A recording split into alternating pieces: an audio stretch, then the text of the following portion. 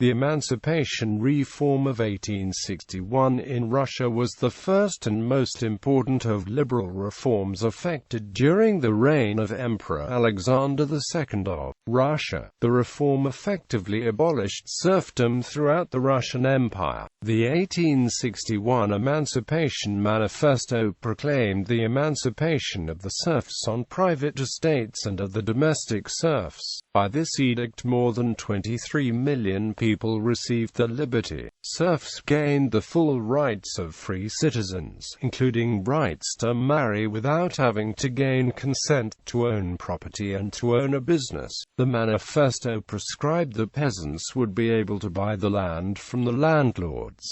Household serfs were the least affected. They gained only the freedom and no land. In Georgia, the emancipation took place later, in 1864, and on much better terms for the nobles than in Russia. The serfs were emancipated in 1861, following a speech given by Tsar Alexander II on the 30th of March 1856.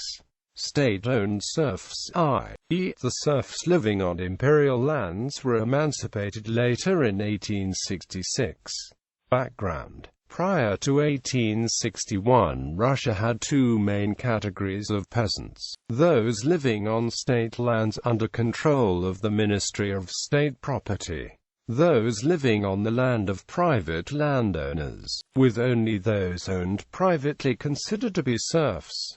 They comprised an estimated 38% of the population. As well as having obligations to the state, they also were obliged to the landowner, who had great power over their lives. By the mid-19th century, less than half of Russian peasants were serfs. The rural population lived in households, gathered as villages, run by a mere isolated, conservative, largely self-sufficient and self-governing units scattered across the land every 10 kilometers or so. Imperial Russia had around 20 million vori, 40% of them containing 6 to 10 people. Intensely insular, the mere assembly, the Skod, appointed an elder and a clerk to deal with any external issues. Peasants within a mere shared land and resources. The fields were divided among the families as nadel, a complex of strip plots, distributed according to the quality of the soil. The strips were periodically redistributed within the villages to produce level economic conditions. Despite this, the land was not owned by the mere. The land was the legal property of the 100,000 landowners, and the inhabitants, as serfs, were not allowed to leave the property where they were born. The peasants were duty-bound to make regular payments in labor and goods. It has been estimated that landowners took at least one-third of income and production by the first half of the 19th century. Earlier reform moves. The need for urgent reform was well understood in 19th-century Russia. Much support for it emanated from universities, authors and other intellectual cycles. Various projects of emancipation reforms were prepared by Mikhail Speransky, Nikolai Mordvanov, and Pavel Kislyov. However, conservative or reactionary nobility thwarted their efforts. In Western Gubernia, serfdom was abolished early in the century. In Congress Poland, serfdom had been abolished before it became Russian. Serfdom was abolished in the Governorate of Estonia in 1816, in Courland in 1817, and in Livonia in 1819. In 1797, Paul I of Russia decreed that corvée labor was limited to 3 days a week, and never on Sunday. But his law was not enforced. Beginning in 1801, Alexander I of Russia appointed a committee to study possible emancipation, but its only effect was to prohibit the sale of serfs without the families. Beginning in 1825, Nicholas I of Russia expressed his desire for emancipation on many occasions, and even improved the lives of serfs on state properties, but didn't change the condition of serfs on private estates. Shaping of the manifesto. My intention is to abolish serfdom. You can yourself understand that the present order of owning souls cannot remain unchanged. It is better to abolish serfdom from above, than to wait for the time when it starts to abolish itself from below. I ask you to think about the best way to carry this out. The liberal politicians who stood behind the 1861 Manifesto, Nikolai Milutin, Alexei Strolman and Yakov Rustovtsev, also recognized that their country was one of a few remaining feudal states in Europe. The pitiful display by Russian forces in the Crimean War left the government acutely aware of the empire's backwardness, eager to grow and develop industrial and therefore military and political strength. They introduced a number of economic reforms. As part of this, the end of serfdom was considered. It was optimistically hoped that after the abolition the mir would dissolve into individual peasant landowners and the beginnings of a market economy. Alexander II, unlike his father, was willing to deal with this problem. Moving on from a petition from the Lithuanian provinces, a committee for ameliorating the condition of the peasants was founded and the principles of the abolition considered. The main point at issue was whether the serfs should remain dependent on the landlords, or whether they should be transformed into a class of independent communal proprietors. The landowners initially pushed for granting the peasants freedom but not any land. The Tsar and his advisers, mindful of 1848 events in Western Europe, were opposed to creating a proletariat and the instability this could bring. But giving the peasants freedom and land seemed to leave the existing landowners without the large and cheap labor force they needed to maintain their estates and lifestyles.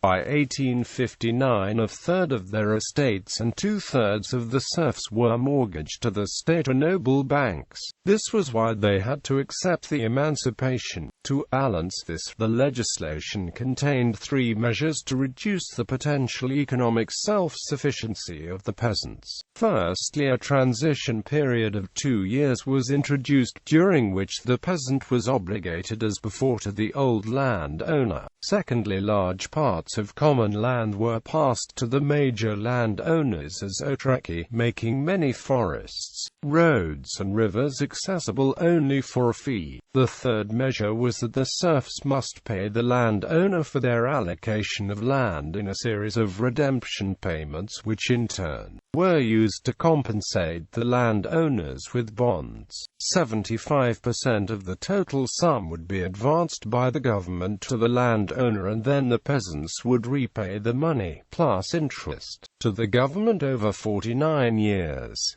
These redemption payments were finally cancelled in 1907.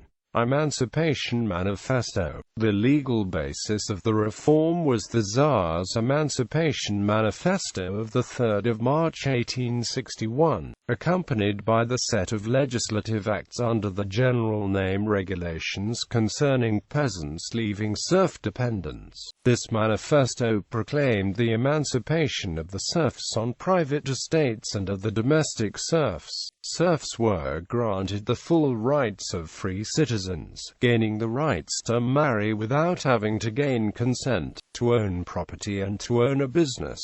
The manifesto prescribed the peasants would be able to buy the land from the landlords. Implementation. Mere communities had the power to distribute the land given to newly freed serfs by the Russian government amongst individuals within the community, due to the community's ownership of the land, as opposed to the individuals. An individual peasant could not sell his portion of land in order to work in a factory in the city. A peasant was required to pay off long-term loans received by the government.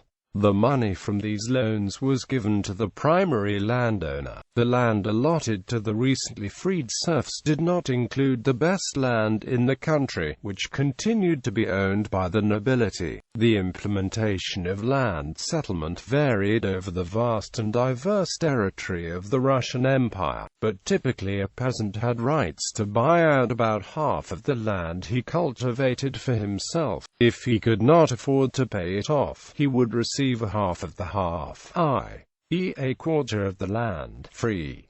It was called pauper's allotment. Although well planned in the legislation, the reform did not work smoothly. The conditions of the manifesto were regarded as unacceptable by many reform-minded peasants. In many localities, the peasants refused to believe that the manifesto was genuine.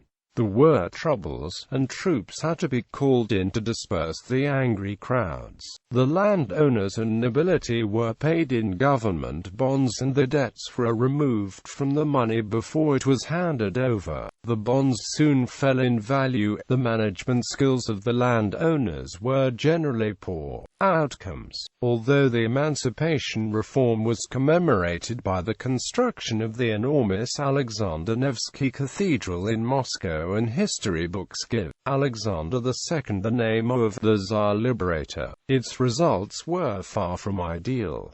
Household serfs were the worst affected, as they gained only the freedom and no land. Many of the more enlightened bureaucrats had an understanding that the freeing of the serfs would bring about drastic changes in both Russian society and government. However, their idea that these changes would affect only the lower stories of society, and would strengthen the autocracy, rather than weaken it, was wrong. In reality, the reforms created a new system in which the monarch had to coexist with an independent court, free press, and local governments which operated differently, and more freely, than they had in the past. This new form of local, centralized government was referred to as the serfs.By. More specifically, in regards to new localized government, the reforms put in place a system where the landowners were now able to have more of a say within the newly formed provinces. While this was not the direct intent of the reforms, it was evident that this significantly weakened the idea of the autocracy. Now, the well-to-do serfs, along with previously free peoples, were able to purchase land as private property. While early in the reforms the creation of local government had not changed many things about Russian society, the rise in capitalism drastically affected not only the social structure of Russia, but the behaviors and activities of the self-government institutions. With new capitalistic ideals, the local government was not responsible for the rules and regulations that would dictate how the new market would operate. If there was a positive of this movement towards localized government, for the autocracy's point of view, it was as Petr Valuev put it when he said the serfs.By would provide activity for the considerable portion of the press, as well as those malcontents who currently stir up trouble because they have nothing to do. Effects on the serfs. The serfs from private estates were given less land than they needed to survive, which led to civil unrest. The redemption tax was so high that the serfs had to sell all the grain they produced to pay the tax, which left nothing for the survival. Landowners also suffered because many of them were deeply in debt, and the forced selling of the land left them struggling to maintain the lavish lifestyle. In many cases, the newly freed serfs were forced to rent the land from wealthy landowners. Furthermore, when the peasants had to work for the same landowners to pay their labor payments, their own fields were often neglected. Over the next few years, the yields from the peasants' crops remained low, and soon famine struck a large portion of Russia, with little food and finding themselves in a similar condition as when they were serfs. Many peasants started to voice the disdain for the social system. On one occasion, on the 12th of April 1861, a local leader murdered a large number of uprising peasants in the village of Besna. When the incident was over, the official report had 70 peasants dead and another 100 wounded. After further investigation and trial of some members of the uprising, 5 peasants were found guilty of agitation revolution and not uprising. With that being said, there were several different instances that took the form of an uprising. Aftermath: the uneven application of the legislation did leave many peasants in Congress Poland and northern Russia both free and landless, with only the labor to sell, while in other areas peasants became the majority landowners in the province. The 1861 Emancipation Manifesto affected only the privately owned serfs. The state-owned serfs were emancipated in 1866 and were given better and larger plots of land. Lastly, the reforms transformed the Russian economy. The individuals who led the reform were in favor of an economic system similar to other European countries, which promoted the ideas of capitalism and free trade. The idea of the reformers was to promote development and encourage private property ownership, free competition, entrepreneurship, and hired labor. This, they hoped, would bring about an economic system with minimal regulations and tariffs, thus a more laissez-faire economy. Soon after the reforms, there was a substantial rise in the amount of production of grain for sale. Because of this, there was also a rise in the number of hired labor and farm machinery equipment. Furthermore, a significant measuring stick in the growth of the Russian economy post-reform was the huge growth in non-gentry private land ownership. Although the gentry land holdings fell from 80% to 50%, the peasant holdings grew from 5% all the way to 20%.